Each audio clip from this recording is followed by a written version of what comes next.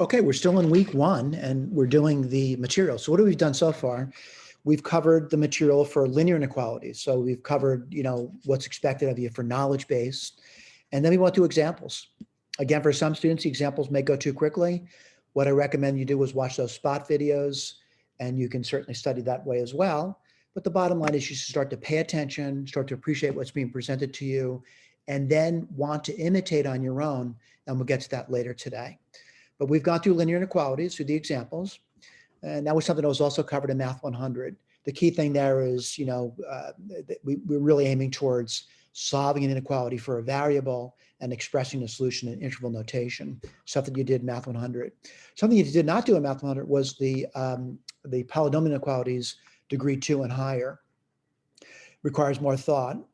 We're basically using sign analysis over there. So we went through this over here, and then we went through a bunch of examples, right?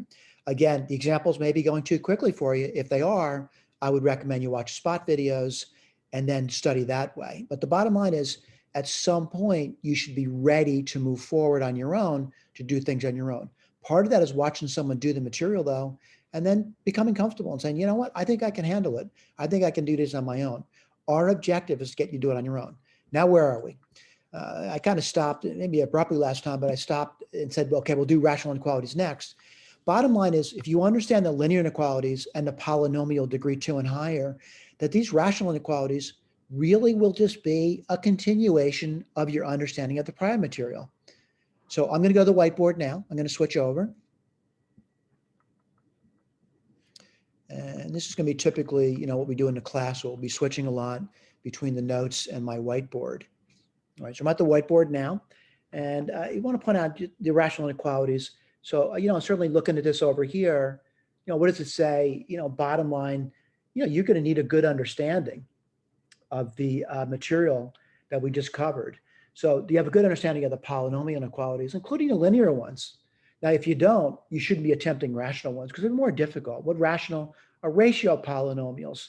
But the bottom line is, if you have a good understanding of polynomial inequalities, it really boils down to the same exact thing that we have factorable ratio polynomials. So it looks like we're dealing basically with what we've just done with the polynomial inequalities. So Ben, it really resolves around sign analysis, but now the sign analysis is going to be, there's going to be a top and there's going to be a bottom. So we need to analyze the sign of the top.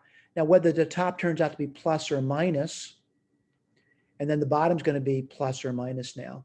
Now, what do we know? We know positive over positive is a positive. We know positive by a negative is a negative.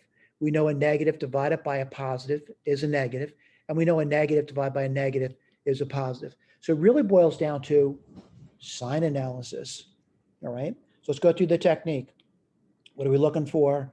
First and foremost, it's still going to be the same thing. Now, why is that? Sign analysis depends on having it paired to 0, because all positive numbers are greater than zeros, all negative numbers are less than 0. What's the second thing you do? You want to have one rational expression, right? One rational expression that's going to be completely factored, all right? Completely factored, all right? Completely, all right? Now, if there's an irreducible quadratic, that means a quadratic factor that can't be factored using real numbers, then we'll just leave it alone, all right? We're going to find all the zeros of both the numerator and the denominators and list them on the number line in increasing order. We're going to test the values on those intervals to find out which ones are positive and which ones are negative. Yes, we'll go through examples. We're going to shade those regions that satisfy the inequality or equality. And then we're going to express your answer in interval notation. All right, here's the deal. I know this goes through very quickly for some students. You're going to have to reread this many times.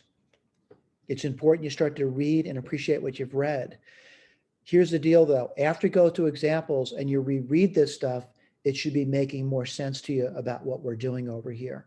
All right. Now, granted, I'm not going to say you're ready to do this, but you should be catching on to what we're doing, which basically boils down to this. 0 is a comparison number. All positive numbers are greater than zeros. All negative numbers are less than 0. Sign analysis. Intervals. We're going to go through examples now. Thank you.